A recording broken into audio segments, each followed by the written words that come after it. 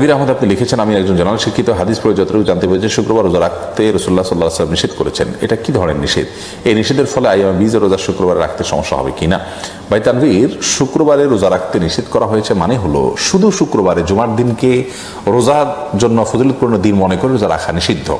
এমনিতে আপনি যদি আইয়ামে বীজের রোজা রাখতে গিয়ে জুমার দিন পড়ে যায়, যেমন গতকাল চন্দ্র মাসের 13 তারিখ ছিল, আজকে 14 তারিখ, আগামীকাল 15 তারিখ, অতএব আইয়ামে বীজ বা চন্দ্র মাসের 13, 14, 15 এই দিনগুলোর সিয়াম রাখতে গিয়ে মাঝে অথবা শুরুতে বা শেষে আপনার জুমার দিন পড়ে গেছে, তাতে কোনো অসুবিধা নেই, অন্য সিয়ামের সাথে মিলে গেছে সেই হিসাবে রেখেছেন, অথবা অন্য কোনো ফজিলতপূর্ণ সিয়ামের দিনটা কাকতালীয়ভাবে জুমাবারে হয়ে গেছে, সেক্ষেত্রে আপনি রাখতে পারেন, কোনো অসুবিধা নেই।